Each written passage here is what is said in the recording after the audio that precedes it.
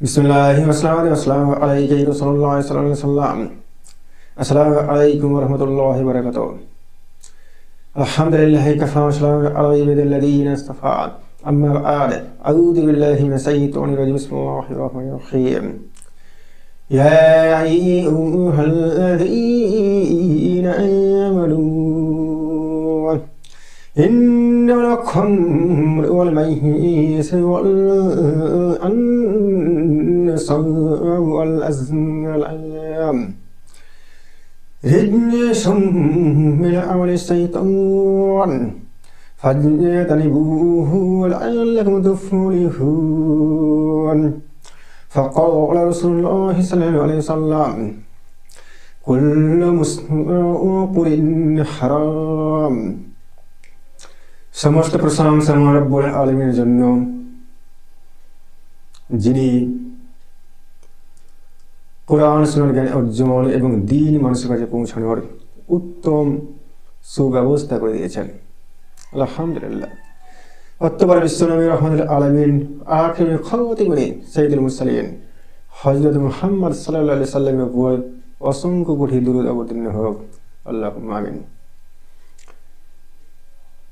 আজকে আমরা অতি গুরুত্বপূর্ণ চারটি বিষয় নিয়ে আলোচনা করব। সেই কারণে বা সেই উদ্দেশ্যে আল্লাহর কোরআন কারীমের সূরা মাইদার 90 নম্বর আয়াত এবং বুখারী শরীফের 4006 এবং 4007 নম্বর হাদিস আপনাদের সামনে তেলাওয়াত করেছি। এই চারটি বিষয় কি? আল্লাহ রাব্বুল আলামিন বলছেন সূরা মাইদার 90 নম্বর আয়াতে, ইয়া আইয়ুহাল্লাযীনা আমানু, হে ঈমানদারগণ। আল্লাহ পাক ঈমানদারদেরকে ডেকে বললেন, হে ঈমানদারগণ, ইন্নামাল খামরু, প্রকৃতপক্ষে ইন্নামাল, প্রকৃতপক্ষে, খামরু মানে মদ, মাইসিরু জুয়া, ওয়াল আনসাব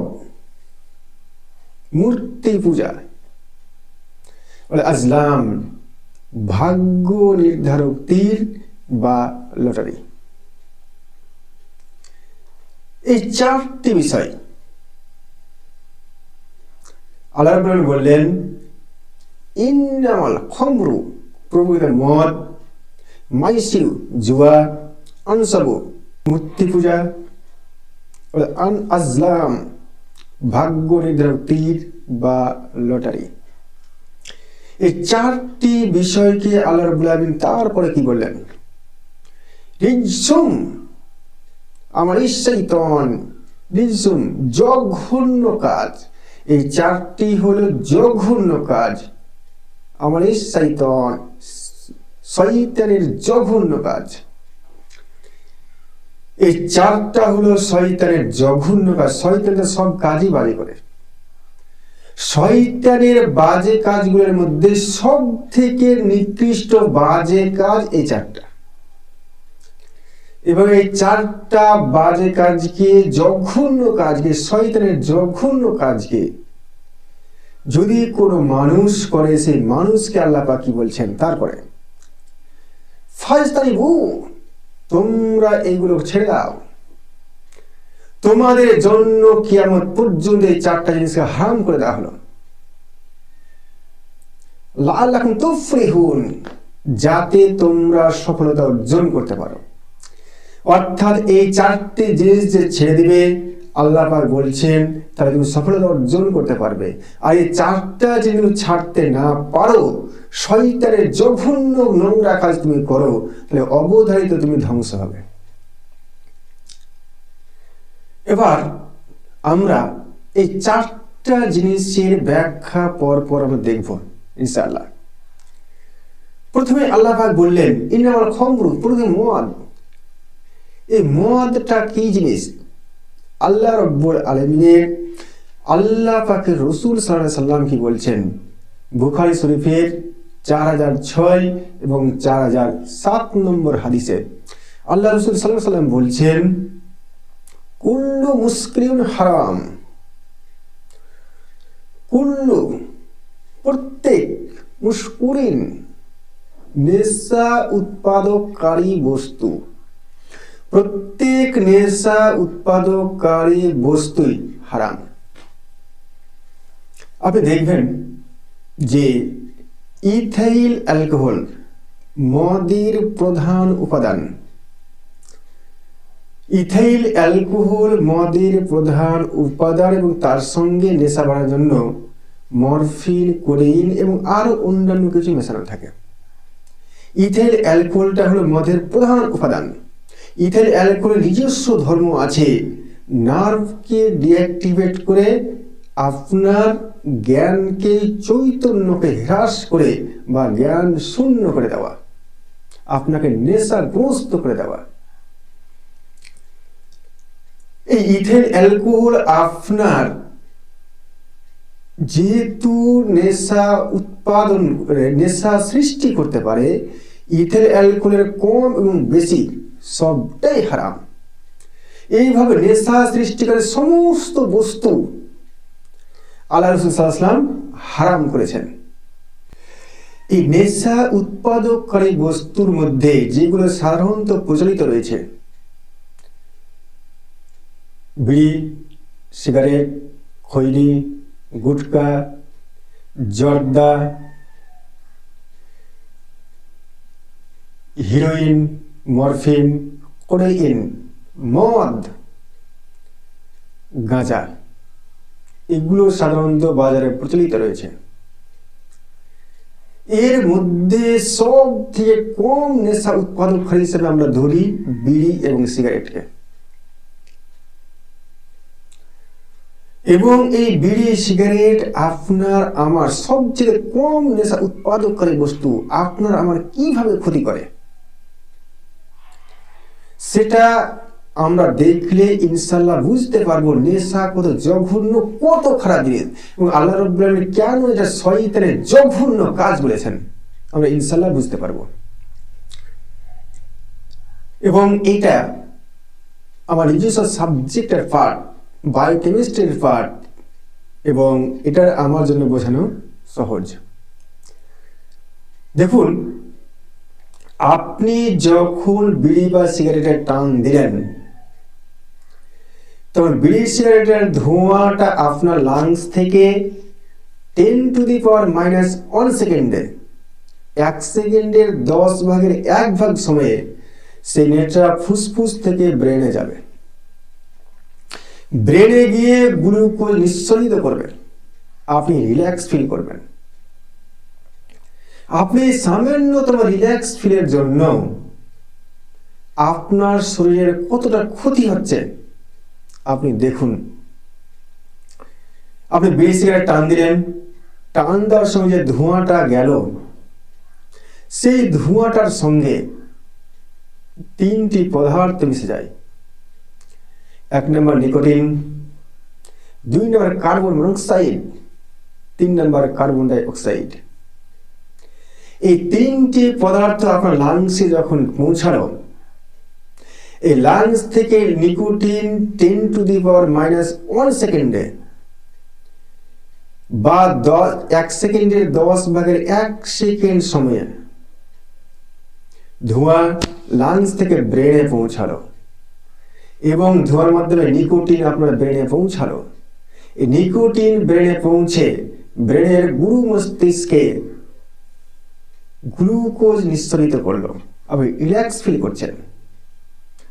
বর্তমান রিসার্চে প্রমাণিত হচ্ছে যে এই গ্লুকোজটা ক্রমশ আপনার ব্রেনে জমতে জমতে ব্রেন টিউমারের রূপ নিচ্ছে, এবং এই ব্রেন টিউমারের অন্যতম প্রধান কারণ এই বিড়ি বা সিগারেট খাওয়া।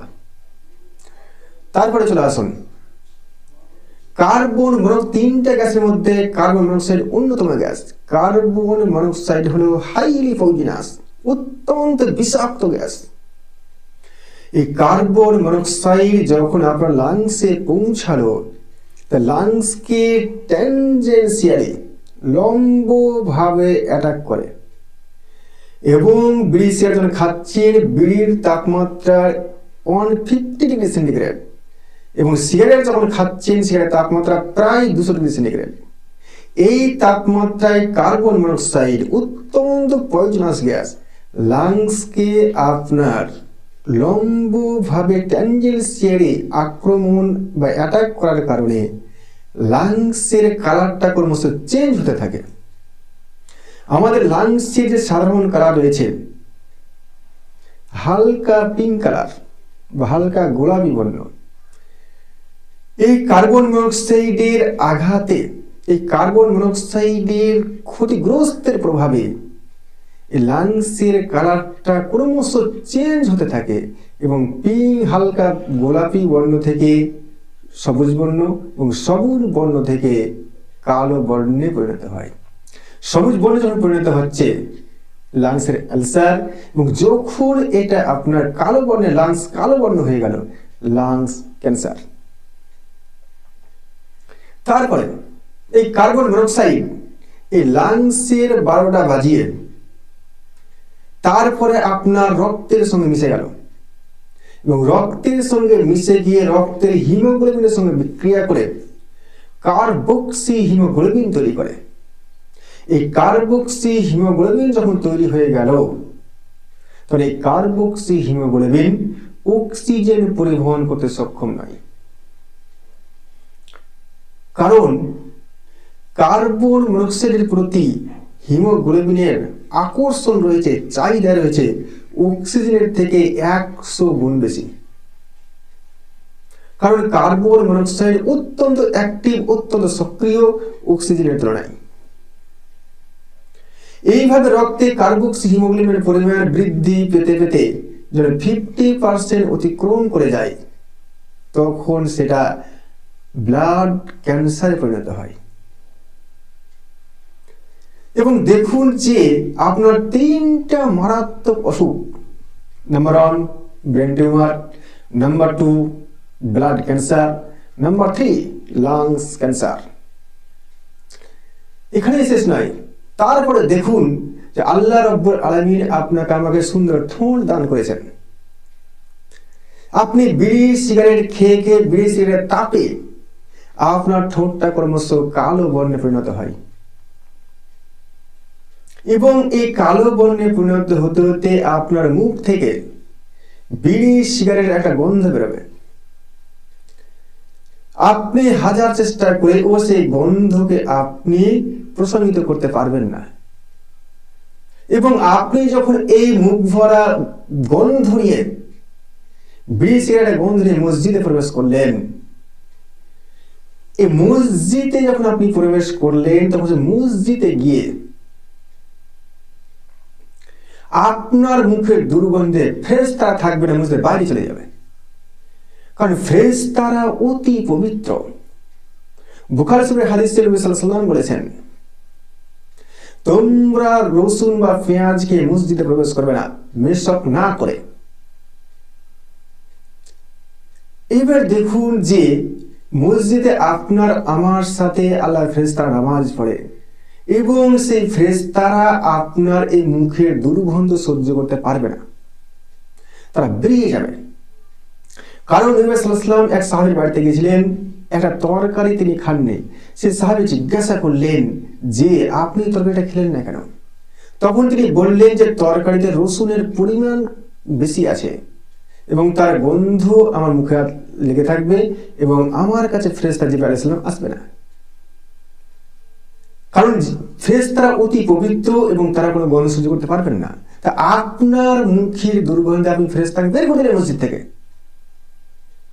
তো আপনার আমার দুয়া আল্লাহ কবুল করবে কিনা জানি না, কিন্তু ফেরেশতারা আপনার আমার সাথে নামাজ পড়ছে, তাদের দুয়ার সাথে আমাদের দুয়া কবুল হয়। কারণ আপনি জানেন যে সূরা ফাতিহা পড়ার পর যারা আমিন বলল এবং যার আমিন ফেরেশতার আমিনের সঙ্গে মিলে গেল, আল্লাহ রাসূল সাল্লাল্লাহু আলাইহি ওয়াসাল্লাম বলেছেন তার পূর্বের সমস্ত গুনাহ মাফ করে দেওয়া হয়। অর্থাৎ এই হাদিস দ্বারা প্রমাণিত যে ফেরেশতারা আপনার আমার সাথে মসজিদে জামাতে নামাজ পড়ে এবং তারা আপনার আমার সাথে আমিন বলে, এবং আপনি দেখুন যে আপনার দুর্গন্ধে আপনি ফেরেশতা বের করে দিলেন, তা আপনি ফেরেশতাদেরকে বের করে দিচ্ছেন আপনার দুর্গন্ধে। আপনার চিন্তা করুন আপনি কত জঘন্য কাজ করছেন। তারপরে দেখুন যে বিড়ি সিগারেট নেশাকৃত বস্তুর মধ্যে সবচেয়ে হালকা বস্তু। এইবার আপনি বাকি নেশাগুলো, মদ, গাঁজা, হিরোইন, মরফিন, কোডেইন, এই নেশাগুলো কত মারাত্মক হতে পারে আপনি কল্পনা করুন। এই কারণে মনে আল্লাহ পাক বলছেন এইগুলো কাজ হলো শয়তানের জঘন্য কাজ। রিজসুন আমলি শাইতান, শয়তানের জঘন্য কাজ। ফাজতানিবহু, তোমরা এখান থেকে বিরত থাকো, তোমরা এখান থেকে দূরে থাকো, তোমাদের জন্য এটা হারাম করে দেওয়া হবে কিয়ামত পর্যন্ত। লাআল্লাকুম তুফলিহুন, যাতে তোমরা সফলতা অর্জন করতে পারো। এবং তোমরা এই চারটা জিনিস ছাড়লে তোমরা সফলতা অর্জন করতে পারবে। এইবার নেশার ক্ষতির পরিমাণ আপনার আমার শরীরে আমি জানলাম। এইবার আল্লাহ রাসূল সাল্লাল্লাহু আলাইহি ওয়াসাল্লাম কি বলছেন দেখি। আল্লাহ রাব্বুল আলামিন তাফসীর ইবনে কাসিরে সূরা মাইদার 90 নম্বর আয়াতের ব্যাখ্যায় বলেছেন, ইবনে উমর রাদিয়াল্লাহু তাআলা আনহু হাদিসটা বর্ণনা করছেন, আল্লাহ পাক 10টি বস্তুর উপরে বা 10 জন ব্যক্তির উপরে অভিশাপ বর্ষিত করেছেন। এই 10 জন ব্যক্তি কারা? নাম্বার 1, মূল মদ, মদের উপরে আল্লাহ পাক অভিশাপ বর্ষিত করেছেন। নাম্বার 2, মদ্যপায়ী, যে মদ পান করে সেই মদ পানকারীর উপরে আল্লাহ পাক অভিশাপ বর্ষিত করেছেন।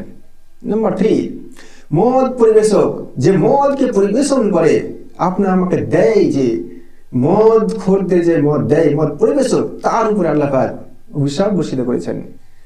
নাম্বার 4, মদ বিক্রেতা, যিনি মদ বিক্রি করছেন তার উপরে আল্লাহ পাক অভিশাপ বর্ষিত করেছেন। নাম্বার 5, ক্রেতা, যে মদ কিনছে তার উপরে আল্লাহ পাক অভিশাপ বর্ষিত করেছেন। নাম্বার 6, মদ উৎপাদক, যে মালিক মদ উৎপাদন করে তার উপরে আল্লাহ পাক অভিশাপ বর্ষিত করেছেন। নাম্বার 7, মদ উৎপাদক কর্মচারী, শুধু মদের মালিকের উপরে নয়, তিনি যে কর্মচারীগুলো নিয়োগ করেছেন মদ উৎপাদক সমস্ত কর্মচারীর উপরে আল্লাহ পাক অভিশাপ বর্ষিত করেছেন। নাম্বার 8, মদ পরিবাহক, যিনি মদকে পরিবহন করে গাড়িতে করে নিয়ে যায় বা বিভিন্ন যানবাহনে নিয়ে যায়, সেই মদ পরিবাহকের উপরে আল্লাহ পাক অভিশাপ বর্ষিত করেছেন। নাম্বার 9, মদ আমদানিকারক, যে মদ আমদানি করে এবং যে মদ রপ্তানি করে এবং আমদানিকারক, রপ্তানিকারক এবং আমদানিকারক উভয়ের উপর আল্লাহ পাক অভিশাপ বর্ষিত করেছেন। 10 নম্বর, মদ বিক্রি করে যে অর্থ উপার্জন হয় সেই অর্থটা যারা ভক্ষণ করে, যারা খায়, তাদের উপরেও আল্লাহ পাক অভিশাপ বর্ষিত করেছেন। মদ এতই জঘন্য, এত খারাপ জিনিস। এবং এই মদ হলো সমস্ত পাপের উৎস।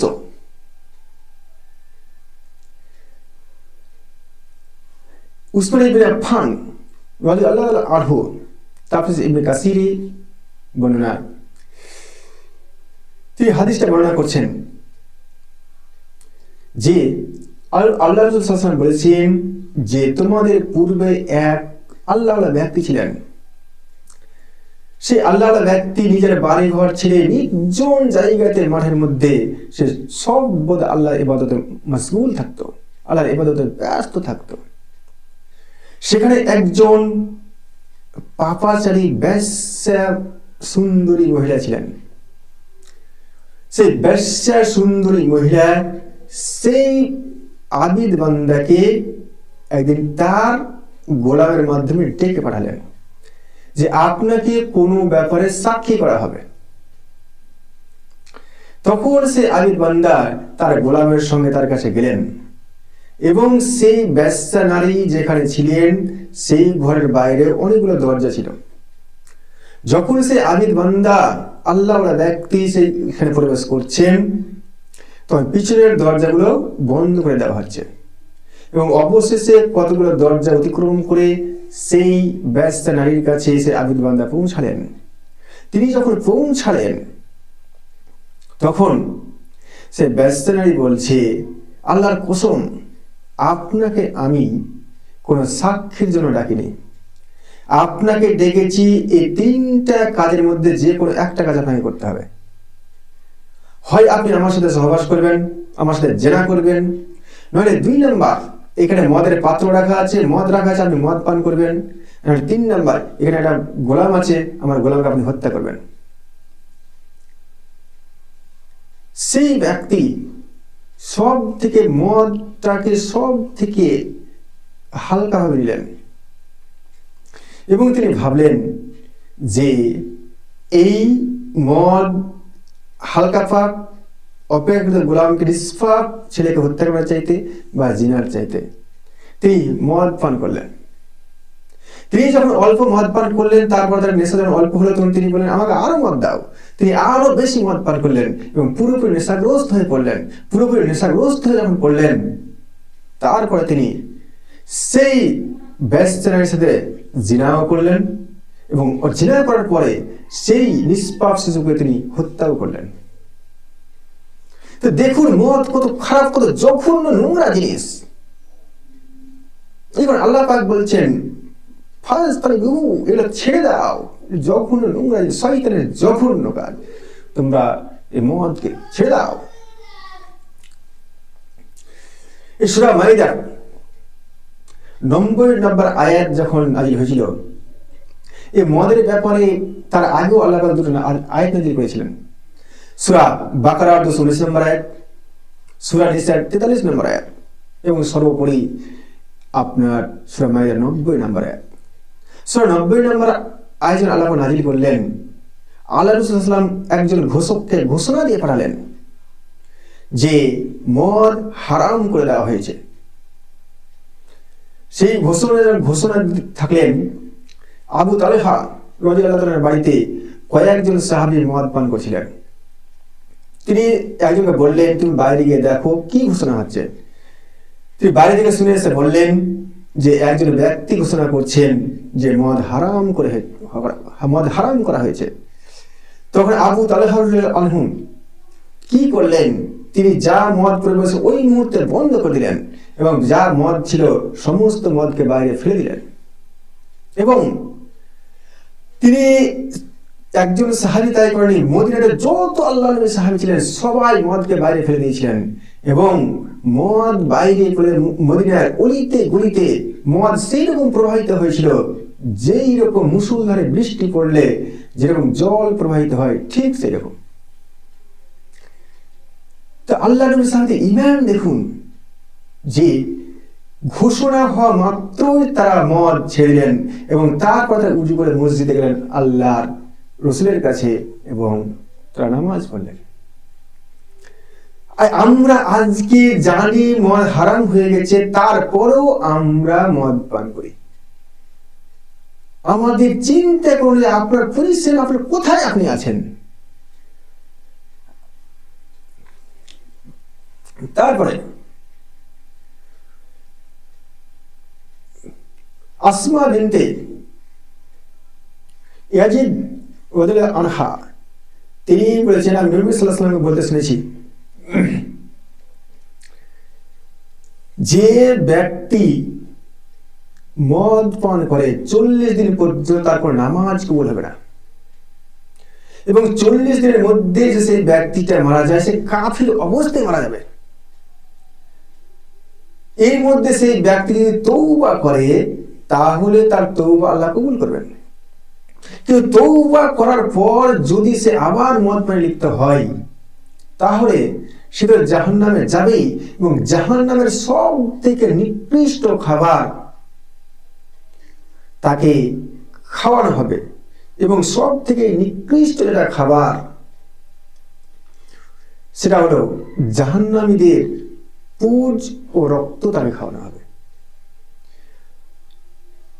এবং এই মদ পরিবেশনকারীদের, মদ এর সঙ্গে জড়িত এই সব ব্যক্তিদের আল্লাহ পাক এই শাস্তির ঘোষণা দিয়েছেন। তারপরে দেখুন যে আল্লাহ পাক তারপরে বলছেন মাইসিরু, জুয়া, সমস্ত ধরনের জুয়াকে আল্লাহ রব্বুল আলামিন এবং হারাম করে দিয়েছেন। আমরা সব থেকে সমস্ত রকম জুয়া থেকে আল্লাহ পাক জুয়াকে বলেছেন শয়তানের জঘন্য নোংরা কাজ, তোমরা এখান থেকে দূরে থাকো, তোমাদের হারাম করে দেওয়া হলো। তারপরে আনসব, মূর্তি পূজা, মূর্তি পূজাকে আল্লাহ রাব্বুল আলামিন শয়তানের জঘন্য কাজ হিসেবে উল্লেখ করেছেন এবং এই মূর্তি পূজা থেকে আপনাকে আমাকে দূরে থাকতে হবে। আপনার আমার জন্য কিয়ামত পর্যন্ত হারাম করে দিয়েছেন। একমাত্র আল্লাহ পাকে একনিষ্ঠ ইবাদত করতে হবে এবং আল্লাহ ছাড়া কোনো মাবুদ নেই। আপনাকে আমাকে লা ইলাহা ইল্লাল্লাহ, আল্লাহ ছাড়া কোনো ইলাহ নেই, আল্লাহ ছাড়া কোনো উপাস্য নেই, আল্লাহ ছাড়া কোনো মাবুদ নেই, আল্লাহ ছাড়া কোনো কারো উপাসনা করা, ইবাদত করা যাবে না।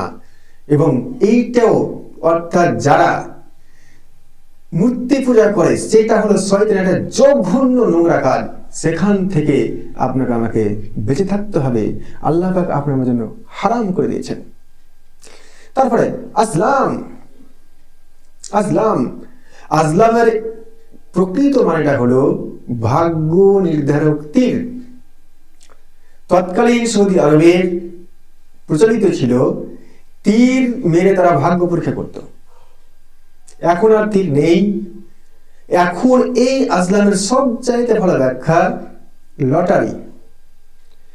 এই যে আপনি দেখবেন বিভিন্ন রাস্তাঘাটে লটারি কাটছে মানুষ, এই লটারির মাধ্যমে সেটা ভাগ্য নির্ধারণ করতে চায়, সে লটারি লাগিয়ে বড়লোক হয়ে যাবে, পয়সাওয়ালা হয়ে যাবে।